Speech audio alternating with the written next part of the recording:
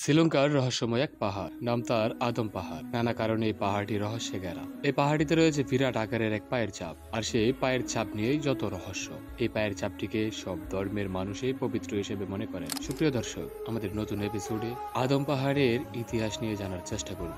তো চলুন শুরু করা যাক আজকের নতুন একটি এপিসোড। যুগের পর যুগ ধরে বিশ্বে নানা রকম পায়ের ছাপ পাওয়া গেছে।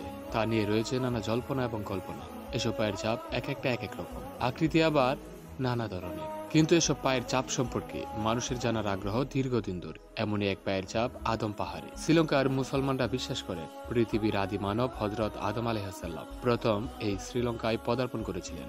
আর ওই পাহাড়ে যে পায়ের চাপ রয়েছে ওটা তারই পায়ের চাপ। তার জন্য সে পাহাড় ও পাহাড়ের ওই পায়ের চাপ মুসলমানদের কাছে পবিত্র হিসেবে পরিগণিত হয়ে আসছে। শ্রীলঙ্কার দক্ষিণ পশ্চিম সীমান্তের শ্রীপাডা নামক প্রদেশে এই চূড়াটি অবস্থিত। তবে শুধু মুসলিম নন, খ্রিস্টান, হিন্দু, বৌদ্ধ এই তিন ধর্মের অনুসারীদের কাছেও অতি পবিত্র সেই চূড়াটি বা পর্বতটি। সকলেরই ধারণা সেই চূড়াতে বা পাহাড়ে আমাদের আদি পিতা হযরত আদম আলাইহিসসালাম বেহেশত থেকে সরাসরি আগমন বা পতিত হয়েছিলেন। চূড়াটির চারদিকে সবুজের বিপুল সমারোহ, মাঝে মধ্যে পাহাড়ি উঁচু নিচু টিলা।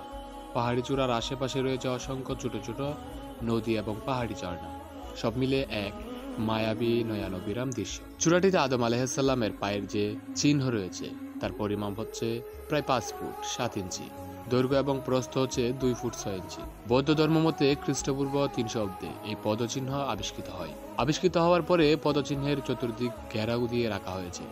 যুগ যুগ ধরে শত শত পর্যটক পরিভ্রমণ করেছে চূড়াটিতে বিশ্বের যারা পরিভ্রমণ করেছেন তারা এর চতুর্দিকে পরিদর্শন করা ছাড়াও স্পর্শ করে দেখেছেন আদম আলাইহিসসালামের পদচিহ্ন। শুধু শ্রীলঙ্কাবাসী নয়, এর বাইরের অনেক দেশের মুসলমান বিশ্বাস করেন হযরত আদম আলাইহিসসালামকে যখন পৃথিবীতে পাঠানো হয়েছিল তখন তিনি প্রথম পা রাখেন শ্রীলঙ্কার ওই পাহাড়ে। আর আদম পাহাড়ের ওপর ওই পায়ের চাপ দেখে তারা মনে করেন তা হযরত আদম আলাইহিসসালাম। এজন্যই মুসলমানরা সেই পাহাড়কে অসীম শ্রদ্ধার চোখে দেখেন। আর এজন্যই এর নাম দেওয়া হয়েছে আদম পিক বা আদমের পাহাড়। এই পাহাড়ের প্রতিটি পরতে পরতে রয়েছে রহস্য। এই পাহাড়ের চূড়ায় যে পদচিহ্ন রয়েছে সেখানে পৌঁছা খুব ঝুঁকিপূর্ণ এবং অ্যাডভেঞ্চার। তবে অনেক ঝুঁকি নিয়ে সেখানে গিয়েছেন যারা, তারা নিজের চোখে ওই পায়ের চাপ দেখে বিস্মিত হয়েছেন। ওই পায়ের চাপ শুধু মুসলমানদের কাছেই নন, একই সঙ্গে বৌদ্ধ, খ্রিস্টান এবং হিন্দুদের কাছেও পবিত্র। তারা মনে করেন তাদের ধর্মের সঙ্গে এর রয়েছে ওতপ্রোত সম্পর্ক। এতে পরিষ্কার হয়ে যায় যে আদম পাহাড় সব শ্রেণীর মানুষের কাছেই পবিত্র। তারা শ্রদ্ধার চোখে দেখেন সে পাহাড়কে। তারা সবাই স্বীকার করেন সে পাহাড়ের চূড়ায় আছে ওই পবিত্র পদচিহ্ন। তার আকৃতি বিশাল। শুধু এজন্যই না, সে পাহাড় নিজেই একটি রহস্য। অ্যাডামস পিক বা পাহাড় আরোহণ করা খুবই ঝুঁকিপূর্ণ। চূড়ায় পৌঁছাতে হলে যে পথ রয়েছে তা চলে গেছে জঙ্গলের ভিতর দিয়ে। সেই জঙ্গল নানা রকম ঝুঁকিপূর্ণ।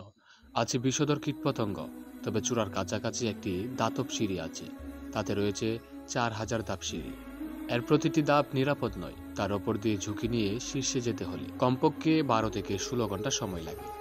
জটিল এক আবহাওয়ার এক অঞ্চলের মধ্যে এর অবস্থান। বছরে মাত্র 3 থেকে 4 মাস এই পাহাড়ে আরোহণ করা যায়। বছরের অন্য সময়টাতে এতে আরোহণ অসম্ভব হয়ে ওঠে, কারণ কাব্যিক অর্থে বলা যায় এ পাহাড় তখন মেঘের ভিতর লুকিয়ে যায়।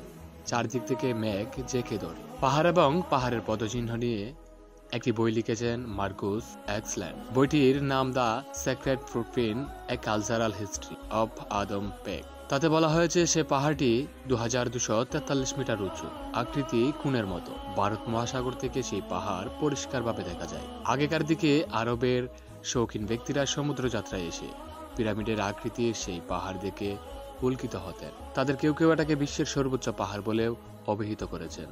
প্রাচীনকালে শৃঙ্খলীরাও সে পাহাড়কে বিশাল উচ্চতর বলে মনে করতেন। কেউ কেউ মনে করতেন সেটি বিশ্বের সর্বোচ্চ পাহাড়। 850 সালে সেই পাহাড়ের পদচিহ্ন প্রথম দেখতে পান আরবের সুলাইমান। রত্নপুরা হয়ে পবিত্র সেই পাহাড়ের আরোহণ করেছিলেন বিখ্যাত আরব দার্শনিক ইবনে বতুতা। তিনি সেখানে ওঠার জন্য যাত্রা শুরু করেছিলেন বারবেরিন থেকে। তার আগে ব্যাপক পরিচিত বণিক এবং ভ্রমণ পিপাসু মার্কো পোলো আদমের পদচিহ্নে তার সম্মান জানানোর জন্য আরোহণ করেন সেই পাহাড়ে। তিনি 1292 সালে চীন থেকে ভেনিস যাওয়ার পথে সেই সফর করেন। পাহাড়ের চূড়া সামান্য একটি সমতল ক্ষেত্র। 1816 সালে লেফটেন্যান্ট ম্যালকম এর পরিমাপ করেন। তাতে দেখা যায় এর দৈর্ঘ্য 74 ফুট এবং প্রস্থ মাত্র 24 ফুট। মোট আয়তন 1776 বর্গ ফুট। এর চূড়ায় রয়েছে একটি প্রকাণ্ড পাথরখণ্ড। এর উচ্চতা 8 ফুট। এর উপরে রয়েছে ওই পদচিহ্ন। এর দৈর্ঘ্য 68 ইঞ্চি, 31 ইঞ্চি চওড়া। তবে বৌদ্ধরা মনে করেন ওই পদচিহ্ন হলো বৌদ্ধের বাম পায়ের। বৌদ্ধ তার অন্য পা রেখেছিলেন বর্তমানে থাইল্যান্ডে, আগে যা সিয়াম নামে পরিচিত ছিল।